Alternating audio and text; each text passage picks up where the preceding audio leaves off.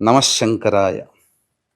శివముక్కోటి మహామహిమాన్వితమైనటువంటిది, ప్రభావవంతమైనటువంటి రోజు.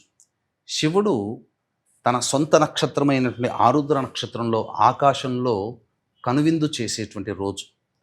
ఈ రోజున గతజన్మ కర్మదోషాలు, ఈ గతజన్మ కర్మదోషాల ప్రభావం వల్లనే మనము ఈ జన్మలో సమస్యలు ఎదుర్కొంటాం. కాబట్టి సమస్యల నివారణకి ఈ రోజున ఈశ్వరుడికి ఆవ నూనెతో అభిషేకము జరిపించి తుమ్మి పూలతో అర్చన చేయండి అవకాశం ఉంటే.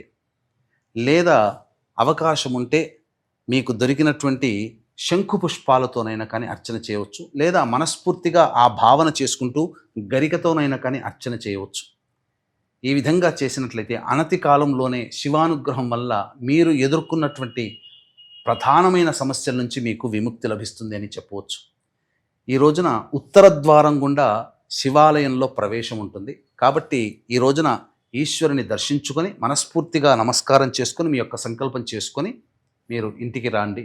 అలాగే నైవేద్యముగా నూకలు లేని బియ్యముతో చేసినటువంటి పాయసాన్ని నైవేద్యంగా పెట్టండి.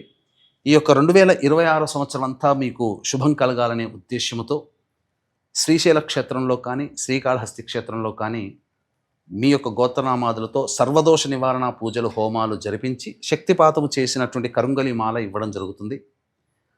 నవగ్రహ పాశుపత మంత్ర హోమము, మృత్యుంజయ హోమము, రుద్ర హోమము, లక్ష్మీ హోమం, వివాహం కాని వాళ్ళకి, దాంపత్య సమస్యలు ఉన్నటువంటి వాళ్ళకి హోమాది కార్యక్రమాలు జరిపించడం జరుగుతుంది. స్క్రీన్పై కనిపిస్తున్న నెంబర్కి కాంటాక్ట్ చేసి మీ గోత్రనామాదులు నమోదు చేసుకోవచ్చు.